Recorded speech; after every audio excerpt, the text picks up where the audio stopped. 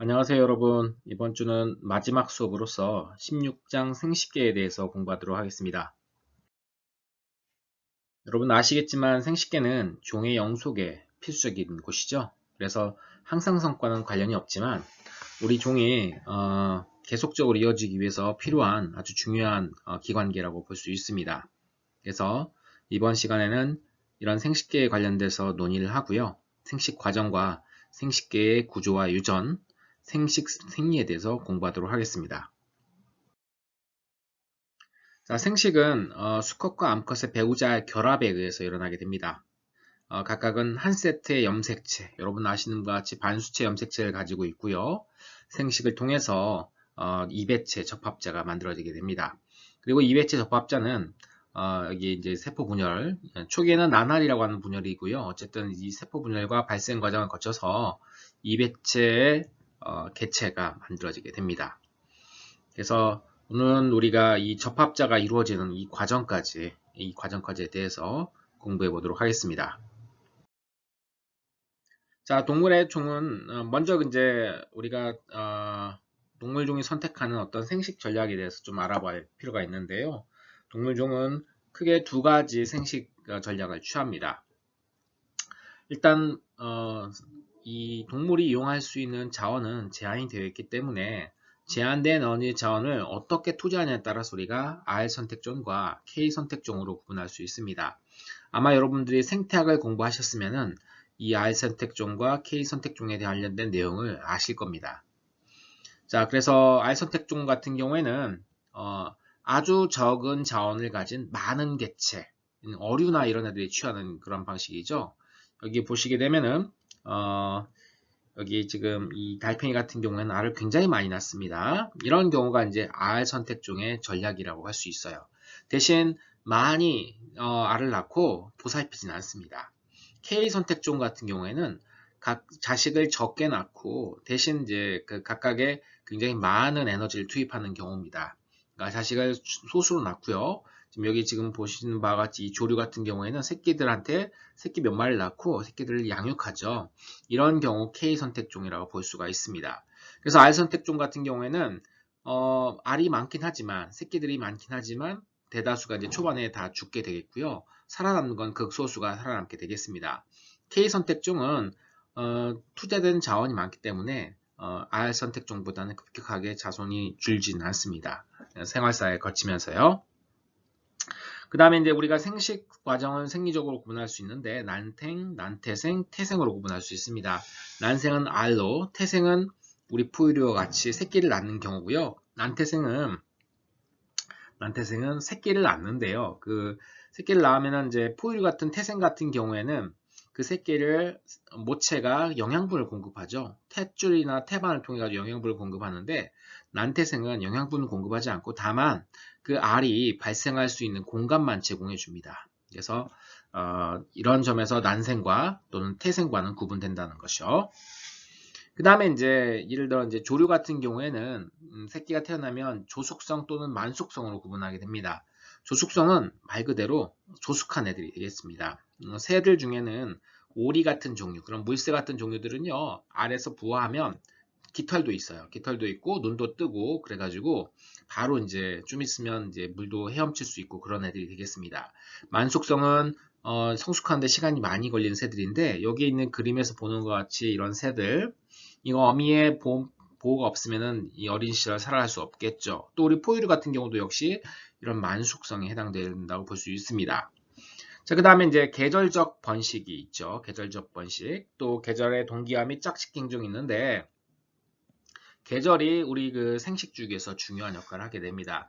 그 이유는 여러 가지가 있는데요. 광주기라든지 또 온도라든지 먹이 공급이라든지 비 같은 강우와 같은 이런 어떤 요인들이 원인이 돼가지고 새끼들을 키우기 적절한 계절들이 존재합니다. 그리고 그 적절한 계절에 맞춰서 새끼들을 낳을 수 있도록 생식행위를 하게 되겠고요. 자, 이런 어떤 행동들이 이 계절에 따른 이런 어떤 생식 주기들이 나타나게 됩니다.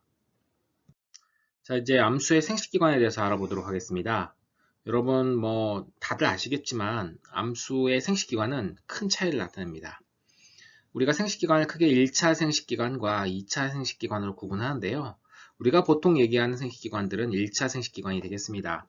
예를 들어 정소와 난소와 같은 생식샘, 여기서는 이 생식샘에서는 배우자와 성호르몬을 생산하는 곳이 되겠죠. 그 다음에 생식관, 부속샘들이 1차 생식기관에 해당되겠습니다. 우리가 성기라고 불리는 부분들이 대부분 1차 생식기관이라고 보시면 되겠죠. 2차 생식기관은 생식과 직접적인 관련 없지만 암수를 구분하기 이용된 여러 가지 외부적인 특징들이 있습니다. 예, 닭 같은 경우에는 닭의 벼슬들이 있겠고요. 사슴 같은 경우에는 수사슴 같은 경우에는 가지뿔이 발달되어 있죠. 이런 부분들이 이제 2차 생식기관이 되겠습니다. 자, 이제 수컷 생식기관에 대해서 먼저 알아보도록 할 건데요. 수컷 생식기관의 핵심적인 기능은 정자를 만드는 거죠. 그 다음에 그 정자를 암컷에 전달하는 기능을 가지고 있습니다. 정자는 정액이라고 하는 액체 안에 들어있고요. 사실 정액의 대다수는 정자가 아니라 부속 분비샘, 즉 정낭이라든지 전립샘이라든지 요도구샘에서 분비하는 물질들로 구성되어 있습니다. 그러니까 정액의 상당수는 이런 부속샘에서 만드는 그런 액체들이 되겠고요. 그다음에 정자는 그 안에 그 일부를 차지하고 있습니다. 정자의 이동 과정은 자, 여기 보시게 되면 세정관, 우리가 수정세관이라고 부르는 세정관이 있습니다. 정자들이 만들어지는 곳이 되겠죠. 정소 안에 들어있는 것이에요. 그 다음에 부정소를 거쳐서 자, 여기 부정소는 정소에서 이 세정관들이 모여서 관을 형성해서 나오는 곳이 되겠죠. 그 다음에 정관이라고 불리는 수정관이 있습니다. 여러분 정관, 남자들 정관 수술할 때 그 정관이 여기에 해당되겠습니다. 그 다음에 이제 사정관이 있겠고요. 사정관은 이제 정관에서 이제 요도의 그 사이에 있는 관들을 우리가 사정관이라고 얘기하겠습니다. 그 다음에 이제 요도를 거쳐서 밖으로 나오게 되겠죠. 그래서 수컷 같은 경우에는 이 요도가 이 정자가 이동하는 통로로 쓰이게 됩니다. 그러니까 암컷은 좀 그렇지 않은데요. 수컷 같은 경우에는 요도가 정자의 통로와 오줌의 통로 두 개로 다 이용되게 됩니다. 자, 암컷 생식기관은 이제 난자를 생산하고요. 또 이 정자가 이제 수컷이 전달을 해주죠. 그럼 정자를 받아들이고 수정이 일어난 장소까지 난자와 정자를 이동시키는 그런 역할, 또 안에서 이제 분만 또는 산란을 하는 역할, 또 수유, 그 다음에 단공유를 제외한 모든 포유류 같은 경우에는 태반을 형성해서 태아의 발달 유지하는데 이걸 우리가 임신이라고 합니다. 이렇게 좀 더 많은 기능을 가지고 있어요. 좀 더 많이 복잡하게 되겠죠. 암컷 생식기관 같은 경우는요. 그래서 이제 그렇고요. 우리가 이제 고등한 척추동물 같은 경우는 파충류, 조류, 포유류 같은 경우인데 여기에 중요한 생식 기관들이 뭐가 있냐면 질과 자궁경부, 자궁, 난관, 외부 생식기 이렇게 구성이 되어 있습니다. 여기 지금 이 소의 지금 이 내부 생식기를 이제 보여주고 있습니다. 소 같은 경우에도 이렇게 우리 사람처럼 양쪽으로 갈라진, 그러니까 난소가 두 개로 되어 있고요. 수란관이 있고, 자, 그 다음에 이제, 여기 안에 이제 자궁이 있겠죠? 자궁이 있고, 자궁경부가 있는 그런 구조로 되어 있습니다.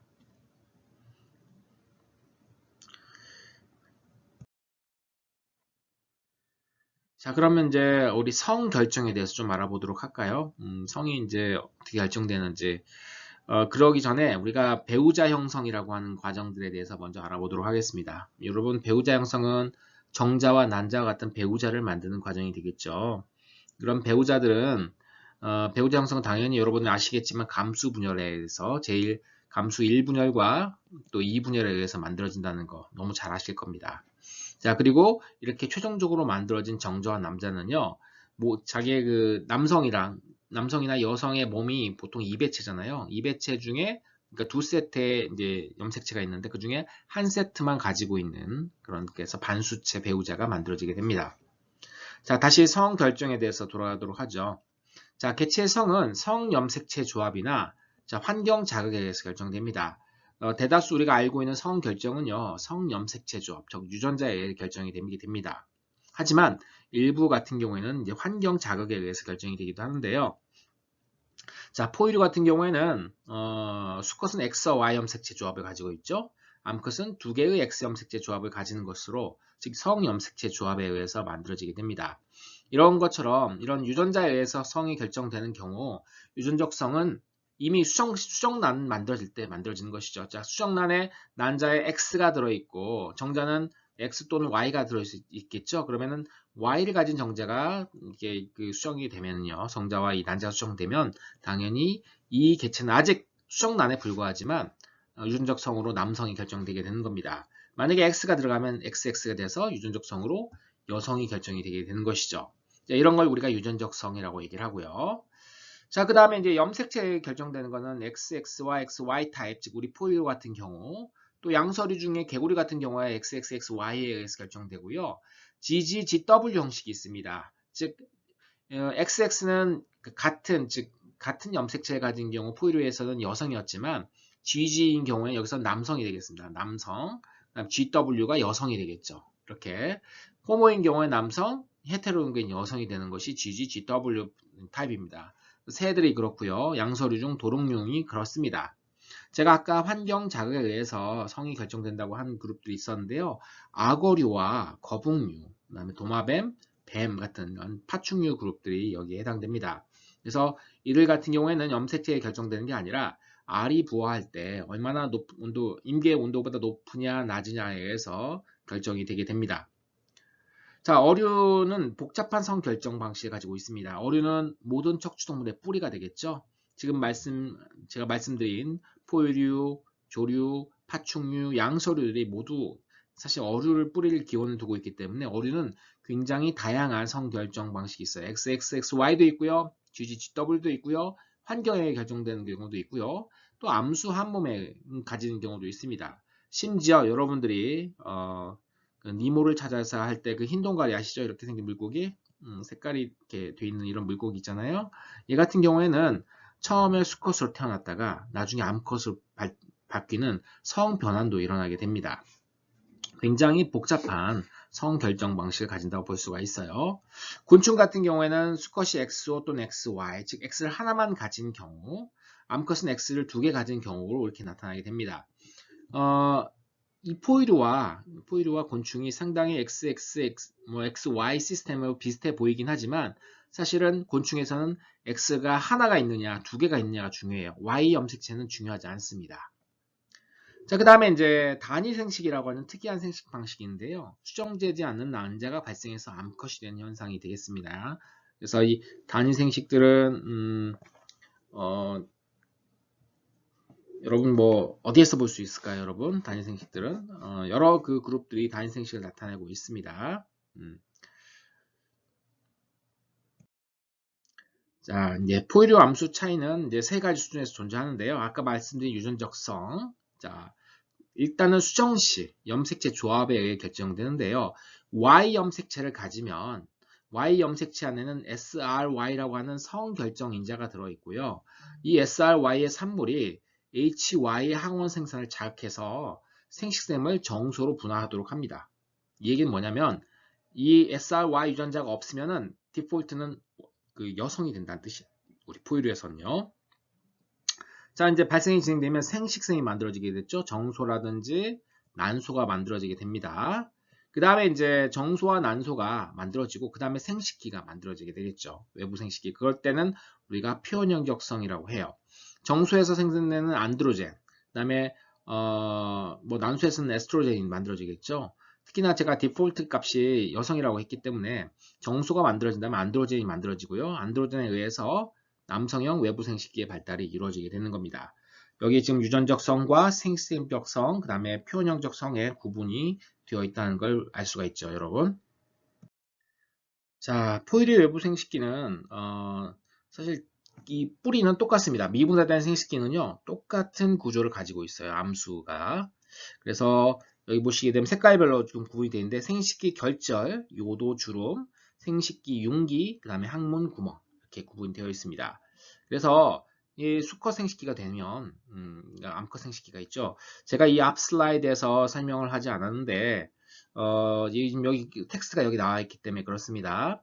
남성과 여성 생식관은 서로 다른 조직에서 발생하게 됩니다. 처음에 공통은 똑같아요. 자, 배아는 볼프관과 뮬러관이라고 하는 관을 두 개를 다 가지고 있는데요. 남성 같은 경우에는 볼프관이 발달하게 됩니다. 여성 같은 경우에는 뮬러관이 발달하게 돼요. 볼프관, 뮬러관이죠. 자, 그러면 남성 SRY가 없으면요, 볼프관이 자연적으로 퇴화하게 됩니다. 여성인 뮬러관이 나오게 돼서 여성으로 가게 돼요. 그런데 아까 얘기한 것처럼 SRY 유전자가 있으면요, SRY가 있으면 자 뮬러관이 퇴화하고요, 자 테스토스테론이 만들어지겠죠. 테스토스테론과 뮬러관 억제 인자가 자 남성의 그 유전자에 의해서 발현이 되게 됩니다. 그러면 이 테스토스테론과 뮬러관 억제 인자에 의해서 뮬러관이 자연스럽게 퇴화가 되게 되겠고요. 테스토스테론에 의해서 외부 생식기가 만들어지게 되는 겁니다. 자, 수컷의 외부 생식기, 음경이라고 하는 구조가 만들어지고요. 여기 보시면, 그다음에 이제 이 바깥으로 이제 음낭이 만들어져서 이 음낭 안에 정소가 들어있게 됩니다. 이 음낭, 대부분의 이제 포유류 수컷들 같은 경우에는 음낭이 몸 바깥에 돌출되어 있어요. 원래 정소는요, 몸 내부에서, 복강 내에서 만들어졌지만, 나중에 그 복강 바깥으로 나와서 지금 음낭 밖, 즉, 외부에 이렇게 노출되게 됩니다. 이 이유는, 여러분 정수에서 뭐가 만들어진다고 그랬죠? 이 남성 호르몬이 만들어지는데, 이 남성 호르몬에 관련되는 여러 효소 중에 하나가 가장 옵티멀한 온도가 체온보다 낮습니다. 그래서 체온, 몸 내부에 있게 되면요, 우리 체온 내에서 이제 효소가 활동하게 되겠죠. 그러면은 정상적으로 호르몬을 만들지 못해서요, 불임인 경우가 많이 생겨요. 우리가 잠복 정소라고 하는데, 또는 잠복 고환이라고 하는 그 질병을 가지는, 즉 발생학적 문제가 있는 애들 같은 경우에는요, 그 고환이 정소가 몸 내부에 있어가지고 이 정상적인 정자를 생산할 수가 없는 경우가 생깁니다. 자, 제가 아까 말씀드린 것처럼 테스토스테론은 볼프관을 발달시키고 이것이 이제 부정소, 정관, 사정관, 정낭이 되도록 하게 됩니다. 그 내부가 되겠죠. 그다음 외부도 역시 테스토스테론에 의해서 음경도 만들어지고 그다음에 귀두라고 하는 부분이 만들어지게 되겠죠. 자, 여기 같은 색깔은 같은 지금 그 기원에서 나온 겁니다. 여성의 이제 남성의 음액, 그 귀두에 해당되는 부분이 여성의 음액이 되겠고요. 여성의 소음순에 해당되는 부분이 남성의 지금 보시게 되면 여기 이렇게 이 음경의 아래쪽에 있는 이런 라인이 되겠습니다.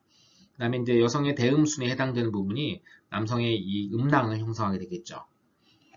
자, 테스토스테론은 디하이드로 테스토스테론으로 전환돼서 외부 생식기 분할을 유도하게 됩니다.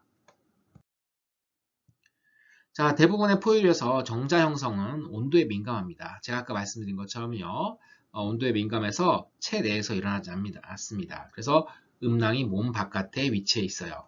그러면 이제 정낭을 이 정소를 확인해 보게 되면 수많은 작은 관으로 되어 있는데 이 관을 우리가 세정관이라고 얘기합니다. 세정관을 확대해 보게 되면요, 이 작은 관이 있는데 가운데 부분은 이제 뻥 뚫려 있는 관처럼 되어 있고요. 여기 지금 이게 이 일부를 확대해서 본 겁니다. 바깥쪽은 바깥쪽에 이 관의 세정관의 가장 바깥쪽에는 정원세포, 2N짜리 정원세포가 있습니다. 2N짜리 정원세포가 일단은 이 체세포 분열을 통해서 제1정모세포를 만들고요. 제1정모세포부터 제2정모세포, 그 다음에 정세포로 만들어지는 감수 분열이 이루어지는데 감수 분열이 이루어지면 저쪽으로 가운데 부분으로 이동하게 됩니다. 자, 그리고 이 세포들을 지금 정원세포도 그렇고 제1정모, 제2정모세포를 둘러싸는 이런 세포들이 있죠. 보라색으로 표현된 세포들이 있는데 이 세포를 우리가 세로토닌 세포라고 합니다. 이 세로토닌 세포는 세정관의 바깥에서 내강 안쪽까지 쭉 있으면서 혈액 내 물질이 세정관 내강에 선택적으로 들어갈 수 있는 정소 혈액 장부를 형성하게 됩니다. 그리고 이 세로토닌 세포는 정자에 영양을 공급하고 손상된 생식세포를 제거하고 세정관 내강에 높은 테스토스테론 농도를 유지하고 또 이니빈을 분비하게 돼서 정자 형성에 필수적인 환경을 만들어줘요. 자, 이 세정관의 세정관과 세정관 사이에 보게 되면 세포들이 또 존재하는데 이런 세포들을 우리가 간질세포라고 합니다. 다른 말로 레이디 세포라고 하는 이름을 가지게 돼 있어요. 이 레이디 세포는 테스토스테론을 만드는 곳이 되겠습니다. 즉 세정관 세포, 이 세로토닌 세포는 이 정자가 성숙하고 발달하도록 도와주는 역할을 하게 되겠고요. 그 바깥에 있는 이 세정관의 바깥에 있는 레이디 세포는 테스토스테론을 분비해서 결정적으로 이제 정자가 완성이 되려면 테스토스테론이 필요하거든요. 그런 어떤 두 세포 모두 다 이 정자 생산에 다 기여를 하게 됩니다. 자, 레이디 세포에서 분비되는 테스토스테론은 궁극적으로 여성에게 정자를 전달하는 기능을 가진다라고 되어 있죠. 그러니까 정자를 성숙시키고 완성시키는 기능이 이제 이 테스토스테론에게 일어나게 되는 겁니다. 그 테스토스테론의 영향을 표 16.2에 지금 정리를 해놓고 있고요. 크게 보면 출생 전에 이제 외부 생식기를 만들어내는 역할을 하게 되겠죠. 그다음에 성특이적 조기적에서 이제 여러 가지 정자 형성이라든지 생식관을 유지한다든지 이런 기능을 하게 되겠고요. 또 다른 생식 관련된 효능이 있는데 예를 들어 사춘기 때 성적 경향성을 발달시킨다든지 특히 남성 같은 경우는 약간 성적 충동이 생기는데 이게 테스토스테론의 영향이 있고요. 여성도 역시 테스토스테론을 일부 가지고 있는데 여성의 성충동이라든지 이런 부분들도 여기서 나오게 되는 겁니다. 자, 2차 성장에 미치는 영향들, 즉 남성으로서 성징이 나타나는 영향들을 이제 테스토스테론이 만들어내게 되겠고요. 또 비생식적 활동에서도 뭐 공격적 행동이라든지 그다음에 사춘기 때 뼈 성장을 촉진하고 뼈 끝판 다침을 촉진한다든지 자, 사춘기 때 이제 키가 크게 해주는 영향, 그다음에 단백질 합성 영향을 줘서 자, 남성들이 여성들보다 같은 운동을 해도 훨씬 더 근육이 잘 생기는 이유가 바로 이 테스토스테론의 영향이라고 보시면 되겠습니다. 자, 여러분 많이 보던 그림이 되겠죠. 자, 정원세포. 자, 정자는 이렇게 생겼습니다. 뭐 너무 잘 아시죠? 정자의 앞쪽에 보게 되면 자, 이 핵이 들어있는 부분이 머리라고 하는 부분이 있죠. 그 다음에 보라색으로 첨체가 있는데요. 이 첨체 부위에 난자와 수정할 때 필요한 효소들을 가지고 있습니다. 핵이 있고, 자, 머리 부분의 바깥은 이제 원형들이 많이 둘러싸고 있고요. 자, 머리 중편 부분에는 미토콘드리아가 있어서 ATP를 이용해가지고 열심히 자, 그 포도당이나 과당 같은 걸 이용해서 열심히 ATP를 만들어서 뒤쪽에 미세소관에 있는 이 미세소관, 즉 편모의 움직임에 필요한 ATP를 공급하는 역할을 하게 되겠습니다. 자, 그러면 남성에 필요한 호르몬이 테스토스테론인데 테스토스테론은 어떻게 만들어질까요? 여러분, 이 성 호르몬은 저 위에 상부에서 조절이 되게 됩니다. 즉 시상하부에서 생식샘 자극 호르몬 방출 호르몬이 만들어지게 되고요. 남성, 여성 공통적으로 뇌하수체 전엽에서 LH 분비세포와 FSH 분비세포가 있어서 얘들이 각각 LH와 FSH를 만듭니다. 여성도 똑같은 호르몬이 나와요. 자, 그런데 작용하는 방식이 다르죠. LH 같은 경우에는 간질세포에 작용합니다. 아까 레이디 세포라고 그랬죠? 레이디 세포 L입니다. LHL이니까 그렇게 알아두시면 편해요. 자, 이 간질세포가 테스토스테론을 만들게 촉진하게 됩니다. FSH는 세로토닌 세포에 작용하게 됩니다. 세로토닌 세포 S가 있으니까 지금 여러분 잘 이렇게 SH에서 S로 알아두시면 편합니다. 자, 세로토닌 세포는 정자 형성을 보조하죠. 자, 그런데 이 간질세포가 만든 테스토스테론이 이 세로토닌 세포를 자극해서 정자를 잘 만들도록 합니다. 그리고 이 세로토닌 세포는 억제 호르몬, 이니빈이라고 하는 억제 호르몬을 만들어서 자, 여기 보시게 되면 억제를 하게 됩니다. 여러분 음성 대먹임에 의해서 테스토스테론이라든지 이런 억제 호르몬이 각각 LH 분비 세포와 그 다음에 FS 분비 세포에 작용해 가지고 이 분비를 억제를 하게 됩니다. 그리고 테스토스테론은 저 위에 시상하부에도 작용해서 시상하부에서 생식샘 자극 호르몬 방출 호르몬을 분비하는 것을 억제하게 되겠죠. 자, 남성도 에스트로겐이 필요합니다. 에스트로겐이 필요한데 부신 피질과 지방 조직에서 소량 분비됩니다. 필요한 부분들이 있어요. 그래서 그러니까 좀 지방이 많은 남성들 같은 경우에는 약간 여성화가 진행되는 것도 좀 그 일부가 거기에 이제 영향이 있습니다. 지방 조직에서 에스트로겐이 분비되는 것. 자, 이 GnRH는 생식샘 자극 호르몬 방출 호르몬입니다. 시상하부에서 분비되는 것이죠. 이 활성은 사춘기에 증가하게 됩니다. 사춘기 이전에는 LH와 FSH가 나오긴 하지만 아주 적은 양만 나옵니다. 2차 성징을 만들 수 없을 정도로 적은 양이 분비하다가 드디어 이제 사춘기가 되면 GnRH가 분비되고 이에 의해서 LH와 FSH가 왕창 분비가 되게 됩니다. 왕창 분비에 대해서 2차 성징을 유도하게 되겠죠. 자, 생식관은 뭐 아까 얘기한 정관이라든지 부정소, 정관 이런 애들이 되겠죠. 부정소부터 정관 거쳐서 정낭, 전립샘, 요도구샘 이것들이 이어지는 것들 전부 다 생식관이라고 하는데요. 정자를 농축하고 저장, 그 다음에 수정하는 능력을 향상시키는 곳이 되겠습니다. 부정소와 정관은 세정관에서 바로 나온 정자는요. 아무런 운동 능력도 없고요. 성숙하지도 않았습니다. 심지어 수정 능력을 갖고 있잖아요. 그래서 그러니까 정자를 추출할 때, 인공수정할 때 거기서 나온 정자를 할 수는 없습니다. 정소에서 갓 나온 정자는 부정소와 정관을 통과하면서 운동성과 수정 능력을 갖추게 돼요. 그러니까 필요한 것이 되겠죠. 그리고 정자들은 대다수가 정관에 저장이 되어 있습니다. 정자를 저장한 주된 장소가 바로 정관이 되겠어요. 그리고 남성의 불임 수술을 할 때 정관을 자르기가 제일 쉬운 게 정관이 길기 때문에 그렇습니다. 정관을 눈에 잘 보이고 길기 때문에 쉽게 자를 수가 있습니다, 여러분. 그 다음에 이제 정액이라고 하는 거, 제가 아까도 말씀드렸지만, 부속 분비샘에서 분비되는 그 물질과 이 정자가 섞인 것들이 되겠습니다. 그래서 부속 분비샘에 이제 정낭이 있죠. 이 정낭에서는 과당이 분비되고요. 프로스타글란딘이 분비가 되게 됩니다. 그래서 정자를 희석시키는 역할을 하고요. 이 안에서 피브리노겐이 있어서, 피브리노겐 여러분 앞서 기억나시나요? 혈액응고와 관련이 되어 있죠. 혈액응고의 전구체예요. 자, 혈액응고라는데 왜 갑자기 뜬금없이 혈액응고냐? 잠시 후에 설명을 드릴게요. 자, 전립샘은 알칼리성 물질을 분비합니다. 예전에 여러분 전립샘이 영어로 프로스테이트 글랜드입니다. 프로스테이트 글랜드인데 그래서 정액에 프로스타글란딘이 많이 들어있거든요. 그래서 전립샘이 굉장히 크기 때문에 전립샘에서 이 프로스타글란딘이 만들어진 줄 알고 프로스타글란딘을 붙인 거예요. 프로스테이트 글랜드에서 프로스타글란딘이 만들어진다고 봤는데 사실은 잘못된 것이죠. 전립샘의 역할은 알칼리성 분비 물질을 분비합니다. 알칼리성 분비 물질은 여성의 여성의 그 질이라든지 이런 부분이 산성이기 때문에 거기를 중화시켜주는 역할이라고 보시면 되겠고요. 또 응고 과정에 관여한 효소와 피브린 분해 효소를 분비하게 됩니다. 그러니까 응고 과정에 관여한 효소가 뭐냐면, 자, 이 피브리노겐이 이제 피브린으로 만들어질 수 있도록 해주는 거예요.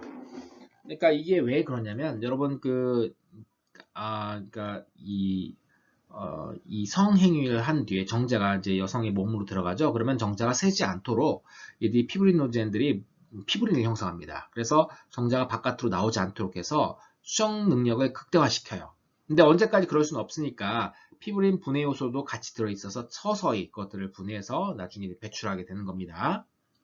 자, 그 다음에 요도구샘이 있습니다. 요도구샘은 윤활성 점액 물질을 분비하는 곳이 되겠습니다. 그러니까 이제 성행위 과정 중에 남성에서 나오는 일종의 윤활제를 만드는 곳이라고 보시면 되겠어요. 자, 프로스타글란딘 정액에서 처음 발견됐습니다. 그래서 아까 말씀드린 것처럼 전립샘에서 들어오는 줄 알고 전립샘의 영어에서 프로스테이트 글랜드에서 프로스타글란딘이라는 이름이 만들어지게 되는데요. 프로스타글란딘은 우리 온몸에서 다 만들어지게 됩니다. 온몸에서 만들어지고 여러 가지 정말 다양한 기능을 하게 돼요. 프로스타글란딘의 기본적인 구조는 이렇게 생겼고요.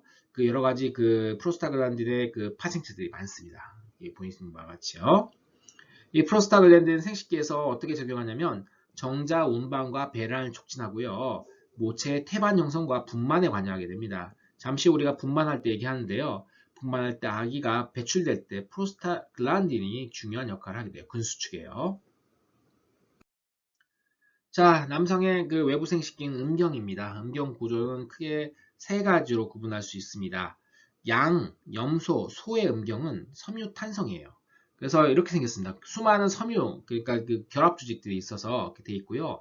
우리 사람에 있는 것처럼 발기했을 때 굵기가 굵어지거나 그러진 않습니다. 다만 이 굵기가 굵어지진 않고 길이가 길어져서 이제 수정 능력을 정액을 안으로 집어넣을 수 있게끔 되어 있는 애들이 되겠고요.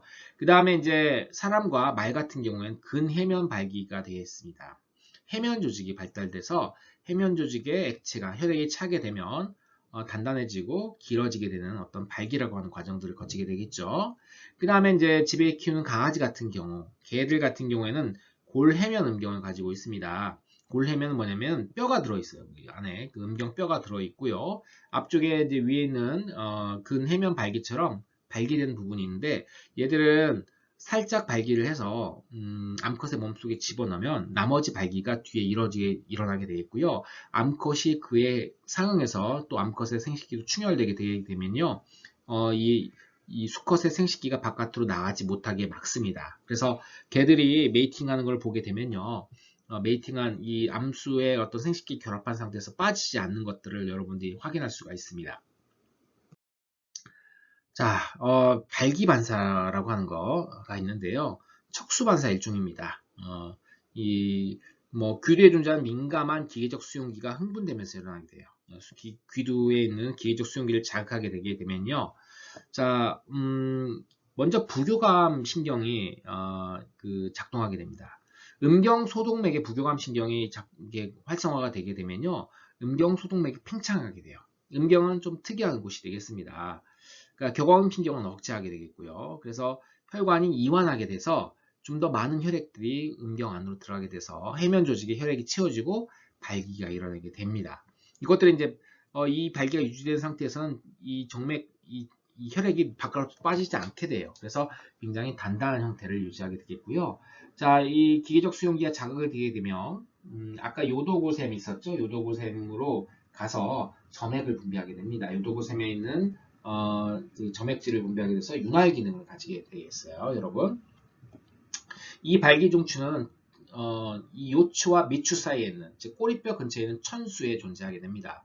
그래서 사실 여러분 하체를 쓸 수 없으신 분들도 발기가 가능합니다. 발기가 가능해요. 자극을 주게 되면 발기가 가능해져요, 여러분. 그래서 하반신 마비를 하더라도 자식을 가질 수가 있습니다, 여러분. 자, 사정은 사출과 배출을 포함하는데 발기와 마찬가지로 역시 척수 반사에 해당됩니다. 사정은요. 자, 교감신경계가 흥분하게 되면 전립腺, 정낭, 생식관의 평활근을 연속적으로 수출시켜서 정액을 요도로 운반하게 됩니다. 이걸 우리가 사출이라고 합니다. 그리고 정액이 요도에 가득 채워지게 되면 음경 기저부에는 골격근이 흥분시키는 운동신경을 자극해서 정액을 밖으로 배출하게 되는데 이것이 이제 배출이 되겠죠. 이 두 과정을 합쳐서 우리가 사정이라고 얘기를 합니다. 자, 남성은 좀 단순하죠. 여성은 굉장히 복잡합니다. 남성에 비해서. 일단 남성은 연속적으로 정제를 생산하고 일정한 테스토스테론을 분비하고 하는데 비해서 여성 같은 경우에는 난자가 약 한 달에 한 번씩 간헐적으로 배출되게 되겠죠. 그 다음에 여성 호르몬이 분비가 되는데 예를 들어 이제 이런 LH라든지 FSH도 그렇고요. 그 다음에 이제 여성 호르몬 에스트로겐과 프로게스테론이 모두 다 주기성을 띠게 나타납니다. 아주 복잡하죠. 그래서 그리고 그런 호르몬들의 영향을 받는 조직, 예를 들어 이제 그 자궁벽이라든지 이런 부분, 또 난소라든지 이런 부분들이 또 역시 주기성을 나타내서 월경 주기를 나타내게 됩니다. 즉 여성은 호르몬 주기와 그 다음에 이런 생식기의 주기인 월경 주기 두 가지 주기가 나타나게 되어 있고 두 주기 사이에서는 밀접한 관련이 되어 있습니다. 자, 난소는 난자를 생성하고 여성 호르몬인 에스트로겐과 프로게스테론을 분비하는 곳이 되겠습니다.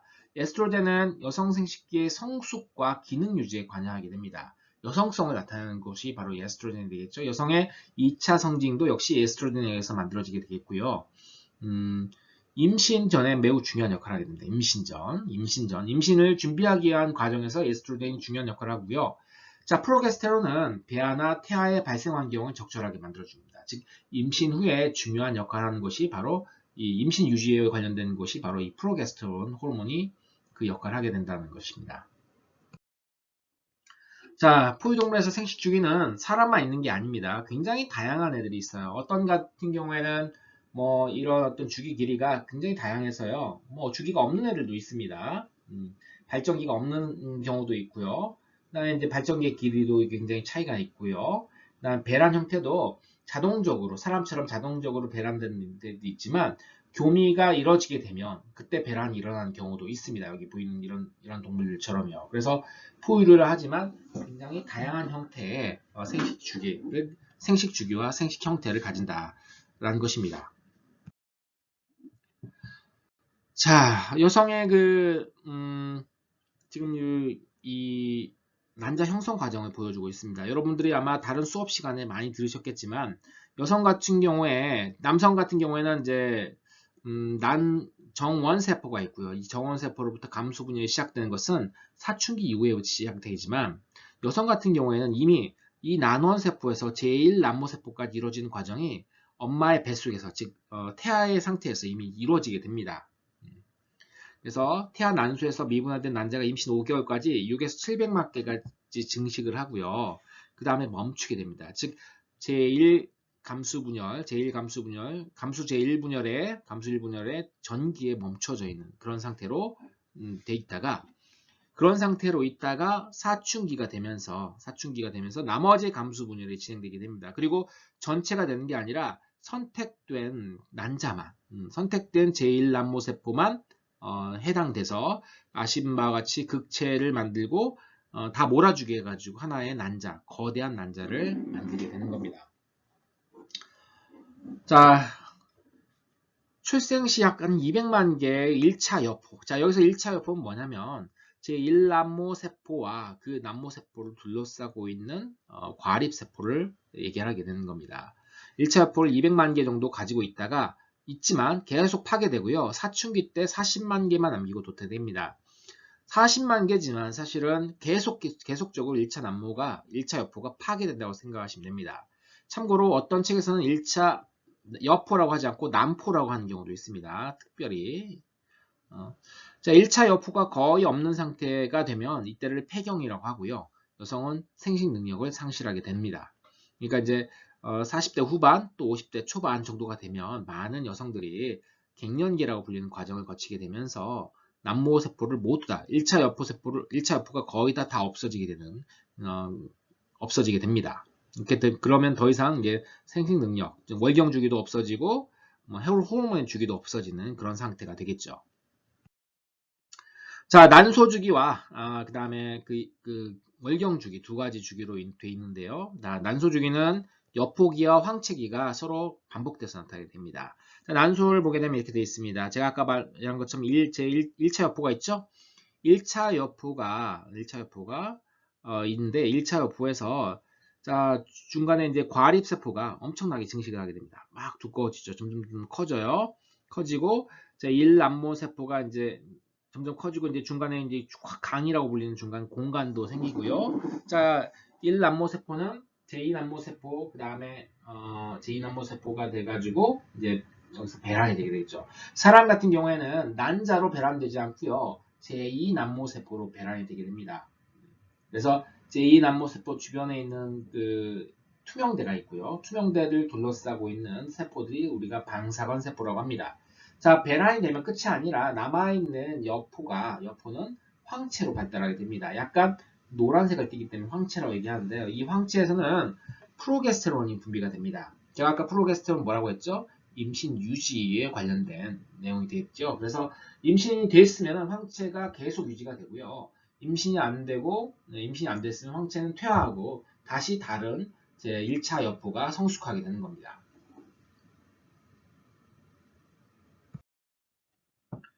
자, 포유류의 월경 주기는 조금 더 이제 위끝선까지 올라가서 시상하부와 뇌하수체 전역, 난소의 내분비 단위 사이에서 복잡한 상호작용에서 일어나게 됩니다. 그래서 자, 보시게 되면 시상하부에서 이제 생식샘 자극 호르몬, 방출 호르몬, GnRH가 분비가 되고요. 그 다음에 뇌하수체 전역에서 FSH와 LH 분비 세포를 자극합니다. 그래서 FSH와 LH는 둘 다 모두 난소에 작용해서 그 아까 봤던 난소 주기를 촉진을 하게 돼요. 난소 주기를 촉진하고요. 배란이 탁 되게 되는데 이제 배란되는 과정까지 이제 이렇게 되는 거죠. 자, 일반적으로 이 FSH 난소에서 에스트로겐과 프로게스테론이 나오잖아요. 그러면 FSH와 LH에서 에스트로겐과 프로게스테론이 분비가 되면 처음에 이 낮은 농도된 얘들이 억제를 합니다. 여기 보시게 되면 억제로 음성 되먹이면서 억제를 하는데 어느 순간 이 에스트로겐 농도가 특히 쌓이다 보면 높아지게 되겠죠. 고농도 에스트로겐이 되게 되면 오히려 LH 분비 세포에서 LH를 엄청나게 분비를 촉진하게 돼요. 그래서 LH가 과분비가 되게 되는데 LH가 과분비가 되게 되면 그때 성숙한 여포로부터 배란이 일어나게 됩니다. 그러니까 낮은 에스트로겐과 프로게스테론 농도에서는 FSH와 LH의 분비를 억제하는데 어느 정도 고농도의 에스트로겐이 이제 축적이 되게 되면 이것이 LH의 급격한 분비를 촉진하고요. 그 급격하게 분비된 LH가 배란을 유도하게 됩니다. 자, LH는 황체 유지 기능을 나타나죠. LH는 황체를 유지하게 만들어주고요. 황체에서 아까 얘기한 프로게스테론이 분비가 되게 됩니다. 자, LH는 난소에서 스테로이드 분비를 자극하게 되죠. 황체기에는 프로게스테론이 주로 나오게 되겠고요. 여포기에는 에스트로겐이 주로 나오게 됩니다. 그래서 이제 황체기 동안은 황체에서 이제 적당량의 에스트로겐이 나오지만 프로게스테론이 고농도로 나오게 되겠죠. 적당량의 에스트로겐은 계속 LH 분비를 촉진해가지고 황체를 계속 유지할 수 있게 해줍니다. 자, 그 다음에 이제 여포기 동안 아까 봤던 것처럼 여포기 동안은 그 여포의 발달, LH가 급격히 분비하기 직전까지를 얘기하는 겁니다. 아까 우리가 봤던 그런 어떤 그래프, 2000 슬라이드에서 봤던 그 그래프의 일부라고 보시면 되겠습니다. 자, 배란기에는 난자는 복강으로 처음에 방출되게 됩니다. 여러분, 이 나팔관이라고 불리는 관이 있죠. 이렇게 나팔관이 있는데 원래 난소랑 나팔관 사이에는 이렇게 복강이라고 하는 공간이 있어요. 근데 배란이 딱 되게 되면 여기서 이제 선모에 의해서 이 안으로 이렇게 난관 안으로 들어가게 돼요, 여러분. 만약에 이 난자가 여기 복강에 있다가 정자가 이 복강까지 따라와가지고 여기서 수정이 일어나게 되면 여러분 자궁외 임신이라고 하는 자궁외 임신이라고 하는 그런 현상이 일어나게 됩니다.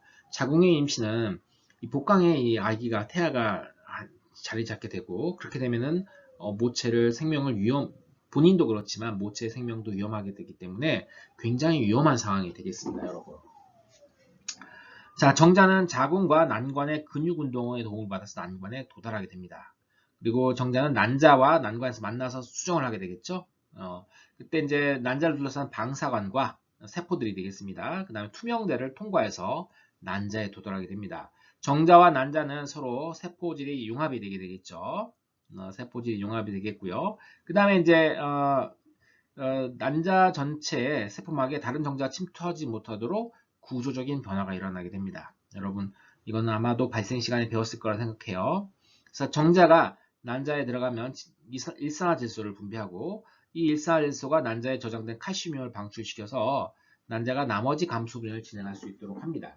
아까 말씀드린 것처럼 이 배란된 난자는 제2난모세포예요. 제2난모세포.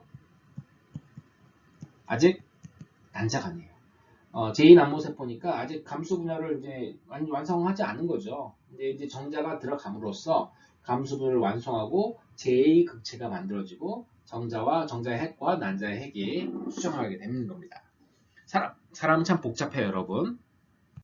자, 아까 얘기한 것처럼 배란된 난자가 여기 지금 이 수정관 안으로 들어가게 되겠죠. 수정관 안으로 들어가게 되겠고요.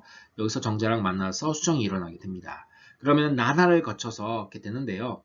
자, 2세포기, 4세포기, 8세포기 쭉 가다가 숫자 셀 수 없을 만큼 많은 상실배가 되고요. 여기서 좀 더 가게 되면 내부에 공간이 생긴 포배강이 됩니다. 포배강을 가지는 포배가 되는데 이때를 다른 말로 우리가 배반포라고 합니다. 배반포. 배반포 시기가 되면 착상 준비가 되어 있어요. 자, 이 배반포기의 세포는 안쪽 이 공간, 이 공의 외부 말고 그 내부에 있는 내세포괴가 들어있는 경우가 있고요. 내세포괴와 바깥을 둘러싸고 있는 세포가 있습니다. 그래서 이제 이 바깥에 둘러싸고 있는 세포를 우리가 영양배업이라고 하고요. 안쪽에 내세포괴가 있는데 내세포괴가 나중에 태아가 되고요. 이 영양배업은 태반이 되는 거예요, 여러분. 자, 착상이 되는 과정들이 다음 페이지에 있습니다. 착상이 되고 이 태아가 이 모체 자궁벽 안으로 들어가게 되면서 이제 임신이 되게 되는 겁니다. 자, 그 과정들을 보고 있죠, 지금. 자, 이 배반포가 영양배업 세포가 이제 침투를 합니다. 침투를 하고 이렇게 쭉 들어가죠. 점점 안으로 들어가고요.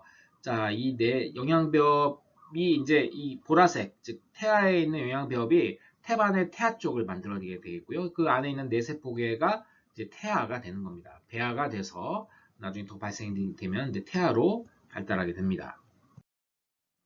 자, 어느 정도 임신이 유지된 상태를 보고 있습니다. 지금 보시게 되면 여기 지금 빨간색으로 표시되는 것은 이 태아로부터 나온 조직들이 되겠고요. 파란색으로 되어 있는 것은 모체로부터 나온 조직이 되겠습니다. 자, 태아로부터 탯줄이라고 불리는 제대가 있어요. 여러분, 제대. 여기 제대 정맥과 제대 동맥이 이렇게 엉클어져 가지고 손가락 모양의 육모를 만들게 됩니다. 그리고 이 육모 주변에 피 웅덩이가 만들어지는데 이 피 웅덩이는 모체 혈액으로부터 공급이 되게 돼요. 그러니까 여기서 기체 교환이라든지 음식물, 노폐물 교환, 그 다음에 영양분 교환이 일어나게 되고 그 혈관이 안으로 이 탯줄을 통해 가지고 이 태아에 공급이 되게 되는 겁니다. 자, 태반이 분비하는 호르몬은 임신 유지에 있어서 중요하게 됩니다. 자, 태반이 있었죠. 그러니까 태반이라고 하는 것은 처음에 착상만 하는 줄 알았더니 나중에 여기에서 호르몬도 나와요. 처음에 나온 호르몬이 육모막성 생식샘 자극 호르몬, 우리가 간단히 HCG라고 하는데, 자, 그러니까 임신이 되게 되면 태반이 만들어지게 되겠죠. 그때 초기에 나온 게 HCG입니다. 자, 임신을 유지시키는 프로게스테론과 같은 역할을 하는 애들이에요. 이 HCG가 임신 때 만들어지기 때문에, 초기에 만들어지기 때문에 임신 초기에 여러분들 임신 테스트 기로 측정하는 것은 바로 이 HCG를 타겟으로 잡습니다. 즉 HCG가 나오면 태아가 착상이 되었다는 걸 알 수가 있어요. 그러니까 착상기까지 한 며칠 걸리잖아요. 그때 이후에 착상이 되게 되면 HCG가 만들어지고 여러분 오줌 성분의 HCG가 나오기 때문에 이걸 통해 가지고 임신 여부를 확인할 수가 있습니다. 요즘 임시 테스트기가 워낙 잘 만들어졌기 때문에 거의 다 실패한 경우 없이 대부분 다 맞추는 것 같습니다. 이 HCG 자체는 LH의 기능과 비슷해요. 그래서 임신 유지를 하게 해줍니다. 임신 유지, 임신 진단 시약의 타겟이 되기도 하고요. 입덧을 유발하는 요인이 되기도 합니다. 자, 임신 초기를 넘어서면 태반에서도 에스트로겐과 프로게스테론이 분비가 돼가지고 임신을 안정적으로 유지할 수 있게 해주죠. 자, 그래서 태반에서 처음에 HCG가 쫙 나옵니다. 처음에 한 몇 주 동안, 몇 달 동안, 한두 달 동안 나오고요. 점점점 이제 태반에서 에스트로겐과 프로게스테론이 만들어지면서 길게 가는 겁니다. 에스트로겐과 프로게스테론은 서로 상반적인 역할을 하게 되는 거예요. 여러분 아시죠? 에스트로겐이 너무 농도가 프로게스테론보다 많아버리면요, 임신 유지가 안 돼요. 반대로 그러니까 이 둘 사이의 관계는 서로 경쟁 관계라고 보시면 됩니다. 나중에 프로게스테론 농도 확 떨어지게 되면 에스트로겐이 많아지게 되면요, 자궁벽의 수축을 일으켜서 분만으로 이어지게 되는 겁니다. 자, 태반에서 에스트로겐 합성은 태반과 태아 사이의 복잡한 상호작용에 의해서 일어나게 됩니다. 자, 여기 태아의 부신 피질에서 푸질이 있고요. 피질이 있고 태아의 혈액이 있고 태반이 있습니다. 태반은 모체와 태아의 혈액이 서로 만나는 곳이 되겠죠. 모체에서 이런 스테로이드 호르몬의 전구체인 콜레스테롤이 들어가게 되면요, 태반에서 프로게스테론이 만들어지게 됩니다. 여기에서 만들어질 수 있어요.